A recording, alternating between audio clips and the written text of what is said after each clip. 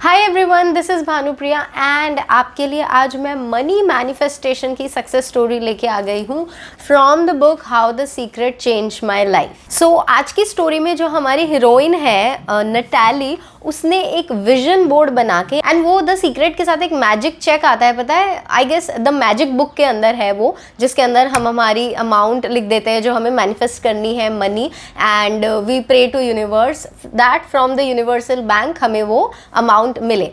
तो वो magic cheque का यूज़ करके एंड विजन बोर्ड का यूज़ करके नटैली ने एक specific amount of money manifest किया। सो डेफिनेटली जो भी ये वीडियो देख रहे हैं ना कहीं उनकी लाइफ में कुछ फिनेंशियल ब्लॉकेजेस है या फिनेंशियल स्ट्रगल्स है या कोई चीज़ है जिसके लिए वो मनी मैनिफेस्ट करना चाहते हैं, इसीलिए ये वीडियो आपके सामने आया है एंड आपने क्लिक किया है। ठीक है, कुछ भी कोइंसिडेंस नहीं है, it is guidance bye divine only. So story शुरू करने के पहले हमें ग्रैटिट्यूड से स्टार्ट करना है। अभी के अभी कमेंट्स में लिखो आई एम ग्रेटफुल या I am thankful to universe for the abundance and wealth in my life. Write down. तो शुरू करते हैं।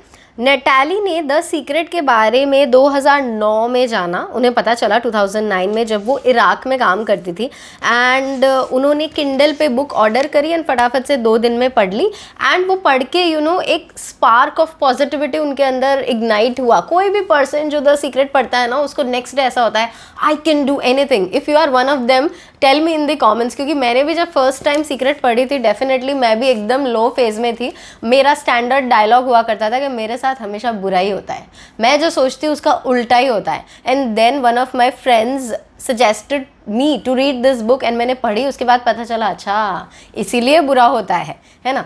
तो it definitely creates ignites that spark of positivity in you. So same हुआ नटैली के साथ। उन्हें लगा कि अभी चलो भगवान ने मेरे लिए ना अब एंजल भेज दिया है, अब मेरी लाइफ में सब ठीक हो जाएगा। तो ये माइंडसेट शिफ्ट के बाद में नटैली ने बहुत सारी चीज़ें अट्रैक्ट की, छोटी छोटी चीज़ों से स्टार्ट किया एंड बाद में उन्होंने कुछ मेजर चीज़ें भी अपनी लाइफ में मैनिफेस्ट की, जैसे कि जो इराक में एज अ सिविलियन उन्होंने एक बहुत अच्छी हाई पेइंग जॉब मैनिफेस्ट की।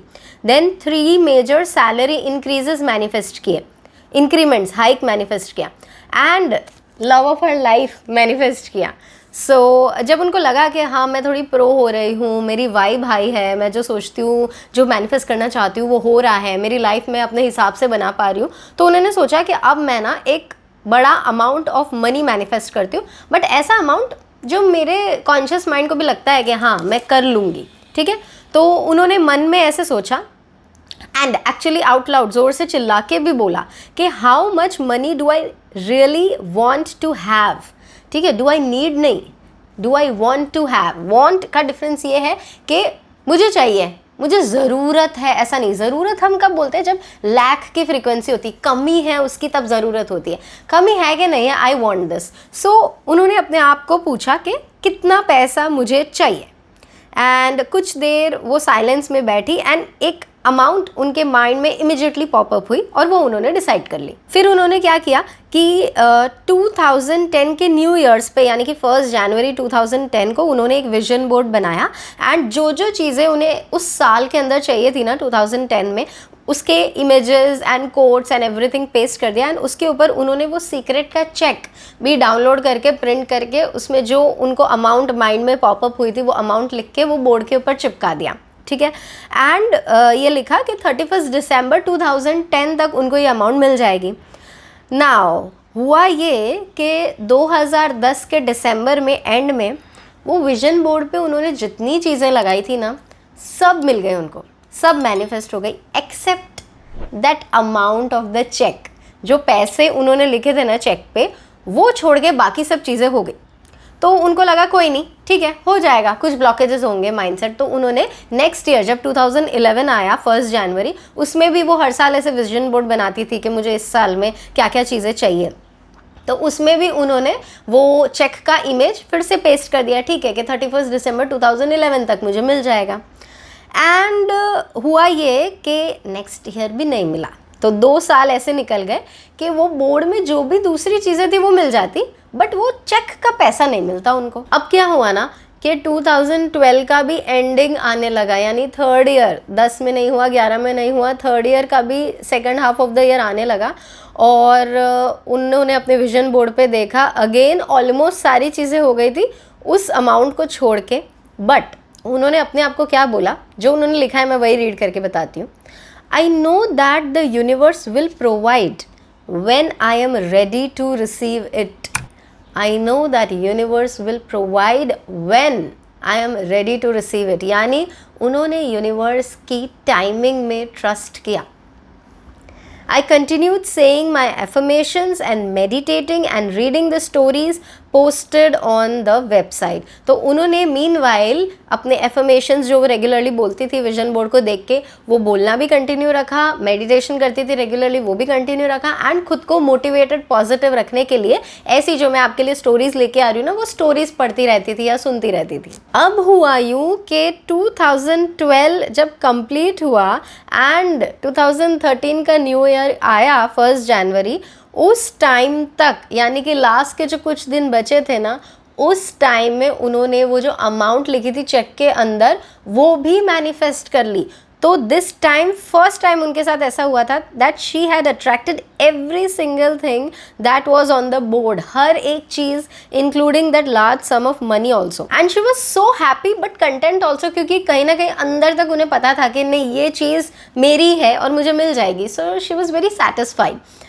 अब हुआ यूँ कि जब नेक्स्ट ईयर 2013 आया, और वो हर साल विजन बोर्ड तो बनाती ही थी नई चीज़ों के साथ, तो जब उन्होंने नया विजन बोर्ड बनाना स्टार्ट किया तो 2013 के लिए, तो जो पुरानी चीज़ें वो उतार रही थी, तो उस टाइम पे उनका ध्यान गया।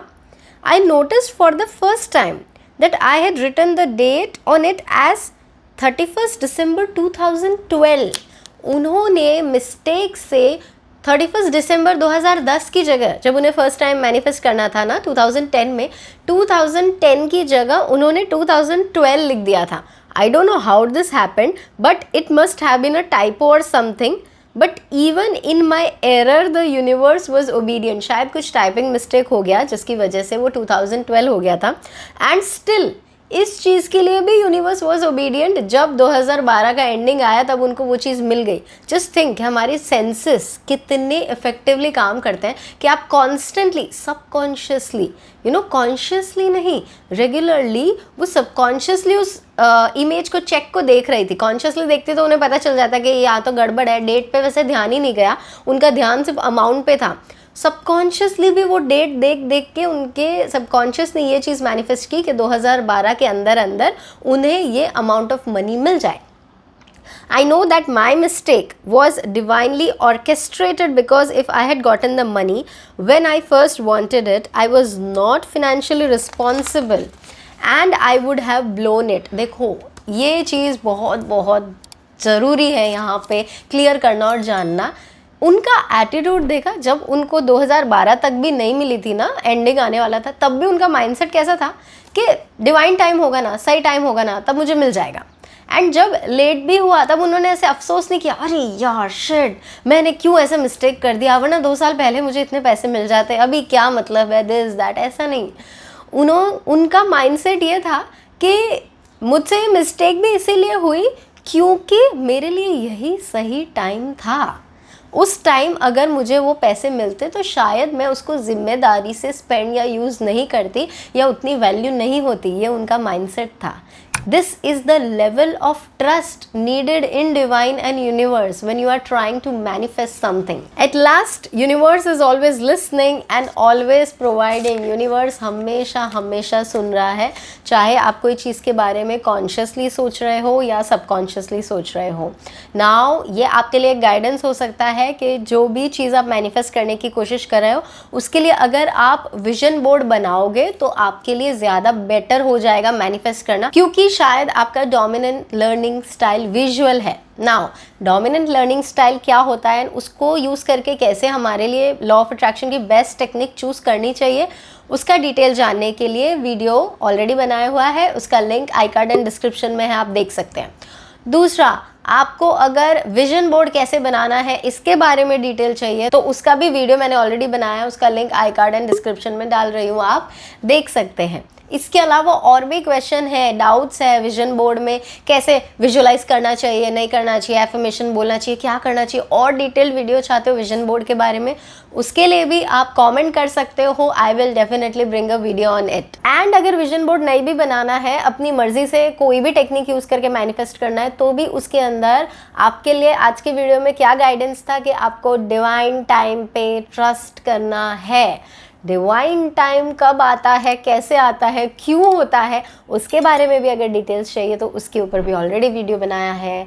लिंक आई कार्ड डिस्क्रिप्शन दोनों में है। ये तीनों वीडियो डिटेल में देखो, तब जाके क्लियर होगा कि अभी मेरी मैनिफेस्टेशन डिले क्यों हो रही है और मुझे आगे उसको एक्सेलरेट करने के लिए, फास्ट करने के लिए क्या करना चाहिए।